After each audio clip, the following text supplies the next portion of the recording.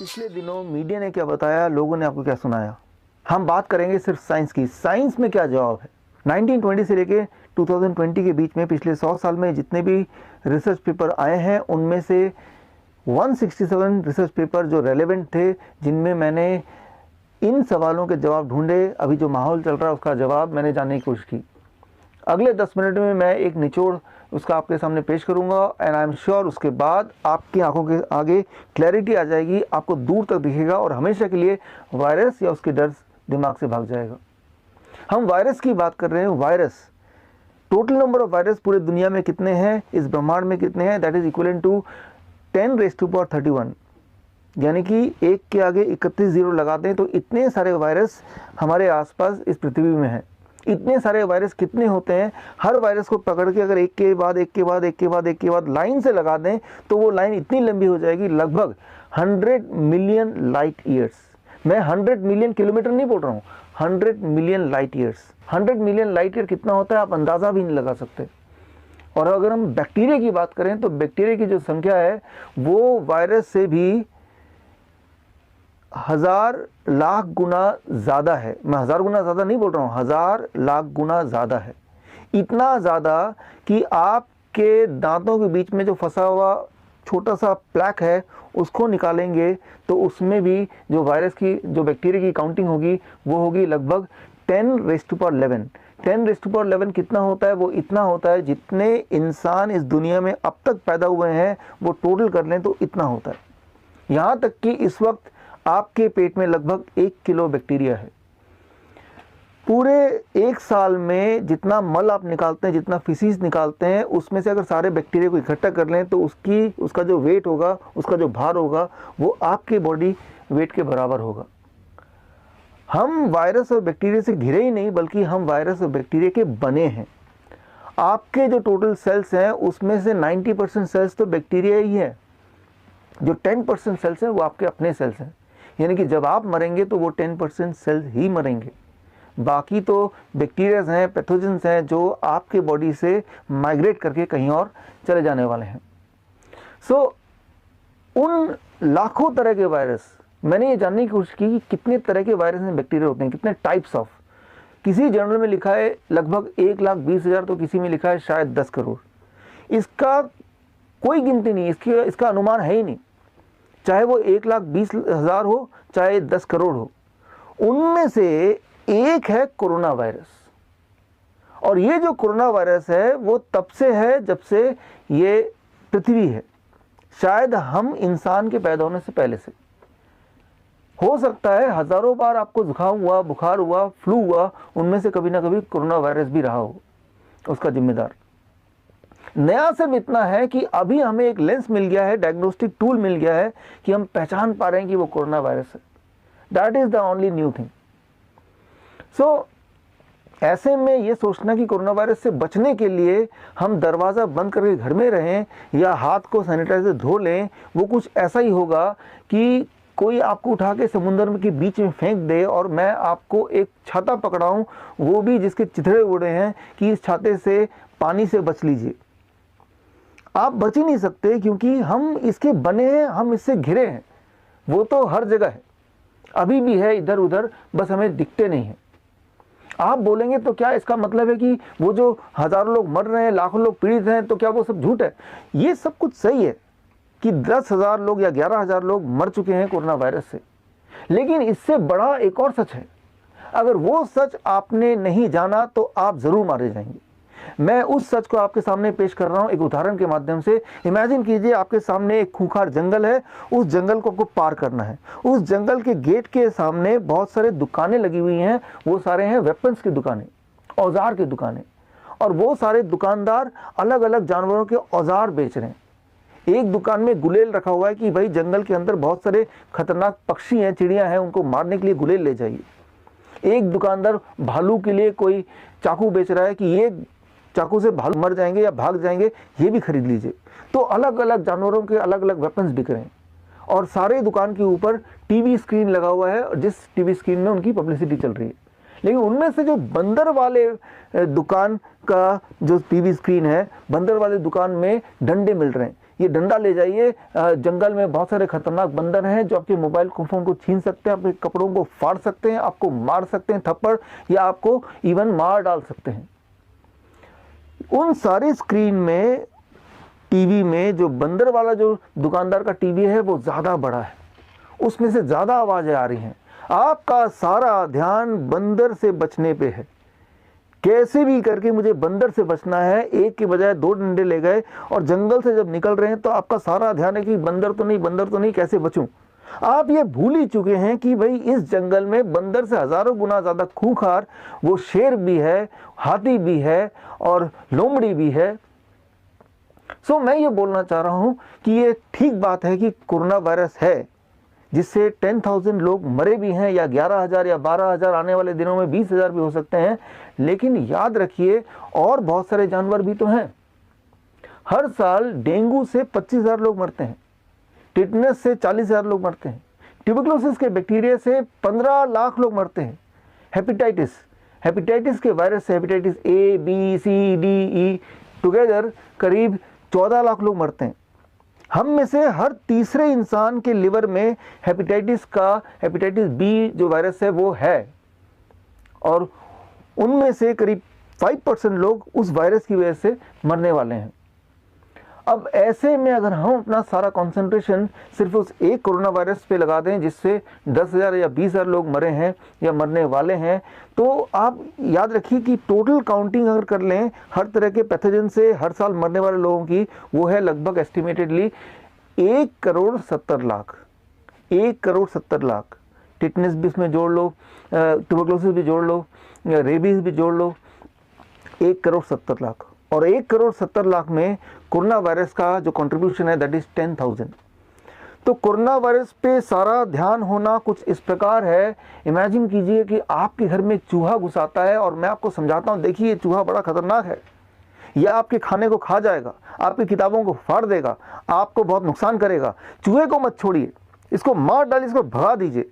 आपका सारा ध्यान चूहे पे है कि मैं किसी भी तरह से इसको मार डालूंगा, लेकिन आप भूल ही गए कि आपके घर में कोने में छुपा एक बिन लादेन भी है, आपके कोने में गब्बर भी एक छुपा हुआ है, और जो उस चूहे से हजारों गुना ज़्यादा खतरनाक है। सो ऐसे में क्या करना चाहिए अगर मैं आपसे पूछता हूं, तो आपका जवाब होगा कि जंगल के अंदर एंटर करने से पहले मैं एक काम करूंगा कि हर तरह के जानवर का एक एक औजार तो मैं ले ही लूंगा, ताकि भालू आ जाए तो चाकू से मैं उसको मार डालूं, और शेर आ जाए तो मैं उसको गोली मार दूं, और बंदर आ जाएगा तो डंडा मार दूं। तो मैं आपको ये बताना चाहूँगा कि कहीं ऐसा ना हो कि उन सारे औजार के बोझ से दब के आप ऐसे ही मर जाएं, वो भालू मारे ना मारे, वो बोझ ही इतना ज़्यादा हो कि उसको उठाते उठाते ही मर जाए। ठीक ऐसा ही हो रहा है क्वारंटाइन में।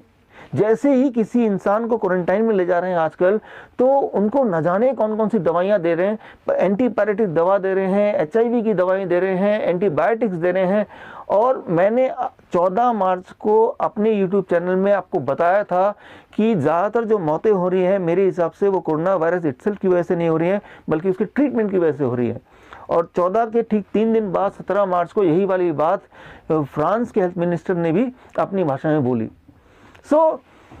अगर आप ऐसा सोचें कि एक एक वायरस से बचने के लिए आप अलग अलग औजार लेंगे, अलग अलग वैक्सीन लेंगे, अलग अलग दवाइयाँ लेंगे, तो याद रखिए कि उन दवाइयाँ, उन वैक्सीन के बोझ से आपकी इम्यूनिटी अपने आप ही कॉम्प्रोमाइज हो जाएगी, और बिना किसी वायरस एंड बैक्टीरिया के मारे आप खुद ही अपनी मौत मारे जाएंगे। तो ऐसे में क्या करना चाहिए, इस पर हमें फोकस करना होगा, इसको हमें समझना होगा। देखिए यहाँ पे सबसे इंपॉर्टेंट बात है प्रिवेंशन। क्या करें कि बैक्टीरिया और वायरस आपको अटैक ही ना कर पाए।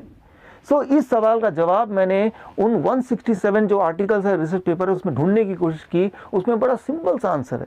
सिंपल आंसर ये कि अगर आपके ब्लड प्लाज्मा में अबाउट 50 माइक्रोमोल पर लीटर के आसपास विटामिन C की मात्रा होती है, तो 80% चांसेस हैं कि बैक्टीरिया और वायरस आप पे अटैक नहीं कर सकते, और अटैक करेंगे भी तो हमारी इम्यूनिटी लड़ के उसको हरा देगी और आपको पता तक नहीं चलेगा।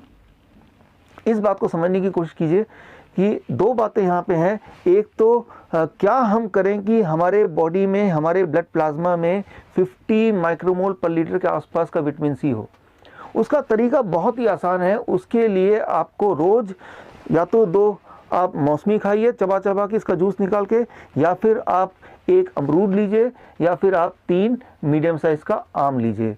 इनमें से कोई भी एक चीज़ अगर आप रोज़ खाएंगे, एक नियम बना लेंगे, तो रोज़ आपके बॉडी में 0.2 ग्राम विटामिन सी जा रहा है। बस इतना ही करना है। माइनस एनिमल प्रोटीन को कम कर दीजिए। एनिमल प्रोटीन मतलब जानवरों से निकला हुआ प्रोटीन।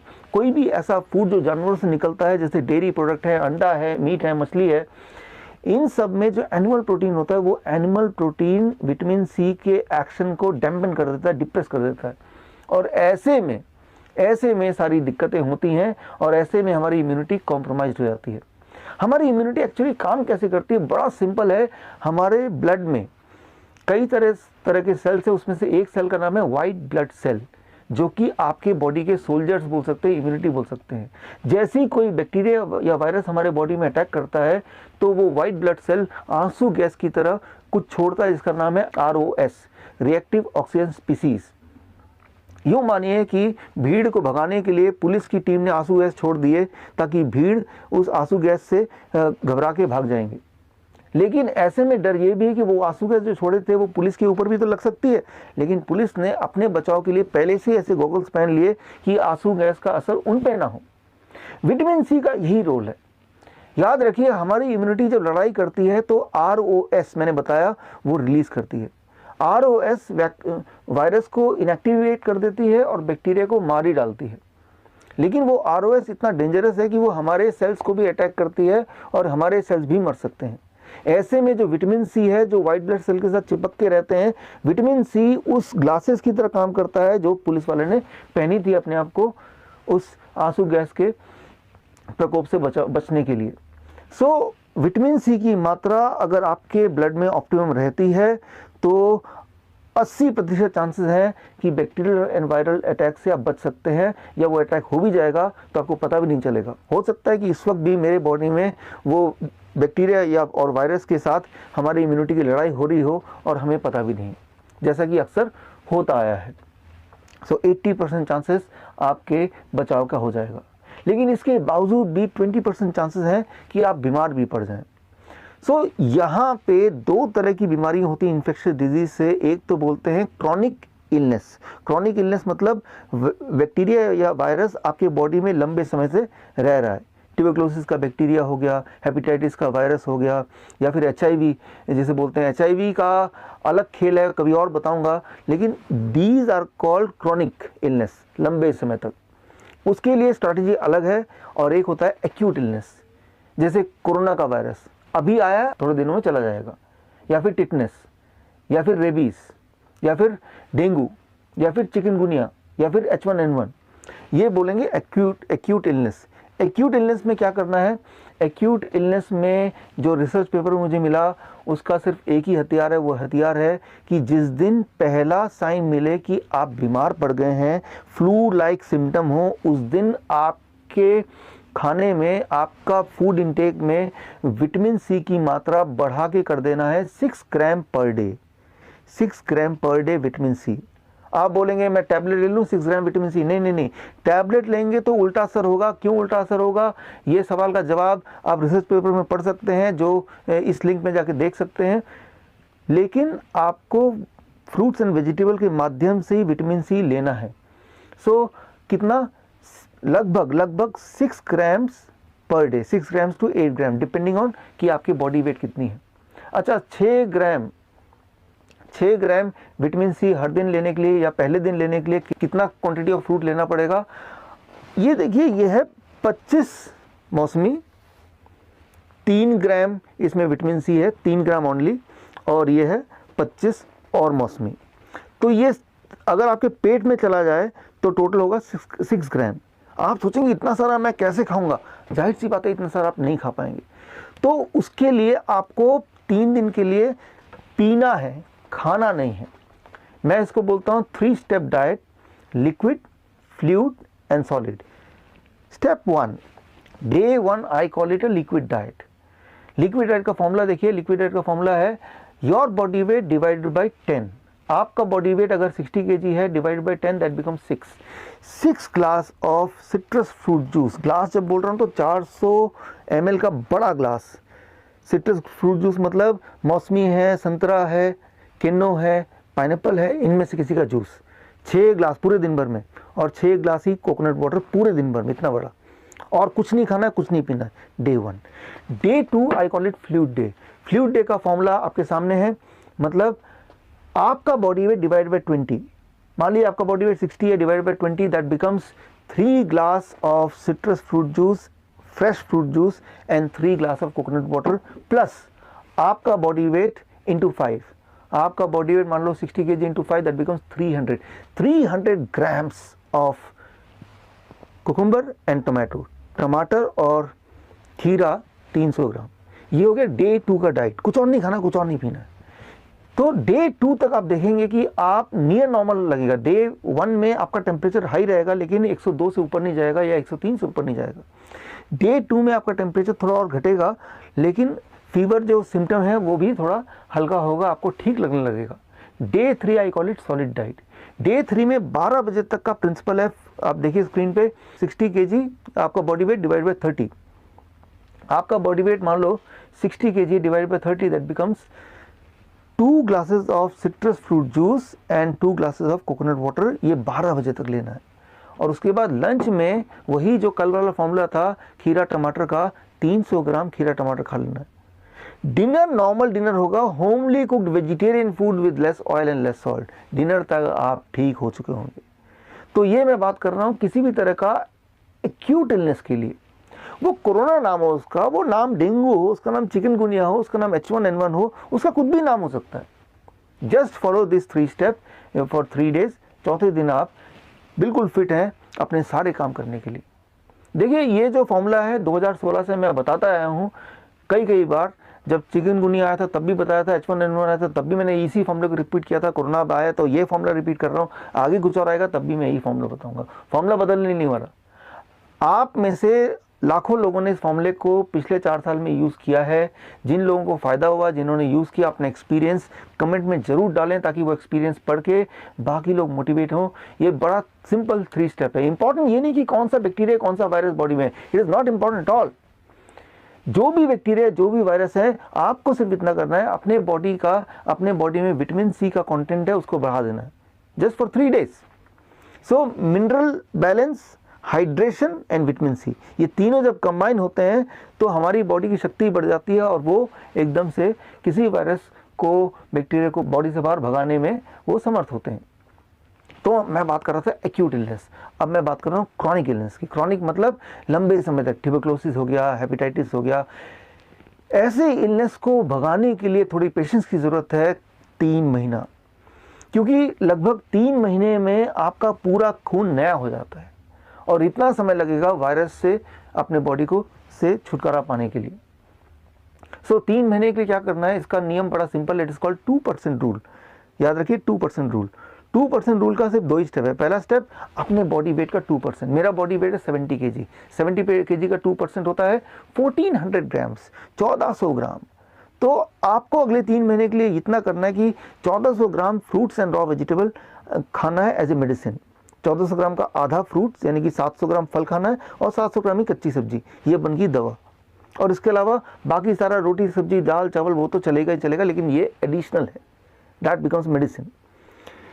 दूसरा रूल ये है कि सिर्फ 2 तरह की चीज़ों को परहेज करना है, अपने फूड आइटम्स हटाना है। एक वो चीज़ जो जानवरों से निकलती हो, एनिमल फूड, डेयरी प्रोडक्ट है, अंडा है, चिकन है, और दूसरा वो जो फैक्ट्री से निकलती हो, जैसे बिस्किट है, ब्रेड है, इन तरह की चीज़ों को छोड़ दीजिए एटलीस्ट फॉर नेक्स्ट 3 मंथ्स। तो मैंने अभी तक आपको जो बताया, आपके दिमाग में बहुत सारे सवाल आए होंगे, ज़रूर वो सारे सवाल नोट कर लीजिए। कल शाम को मैं आपसे मिलूँगा लाइव, और जो चैनल का नाम है सामने लिखा हुआ है, टाइम वगैरह सब लिखा है। आप मुझसे चैनल में, यूट्यूब चैनल में जाकर जुड़ सकते हैं और जो भी आपके सवाल है आप मुझसे पूछ सकते हैं। आप थोड़ी मेहनत कीजिए, जो रिसर्च पेपर है उसमें जाइए, वो सब पढ़िए, दिमाग में जितने सारे सवाल भरे हैं सारे लिखिए, और कल एक बार फिर मिलते हैं लाइव, आपके सवाल मेरे जवाब। मैं ये चाहता हूँ कि वायरस से तो हम लड़ ही लेंगे, लेकिन ये जो डर है इसको भगाना है। घर में बंद होके नहीं, हाथों को सैनिटाइजर धो के नहीं, अपने नॉलेज को बढ़ा के, अपने एजुकेशन को बढ़ा के। उम्मीद करता हूँ हम कभी ना कभी दोबारा मिलेंगे। ऑल द बेस्ट, धन्यवाद। जय हिंद।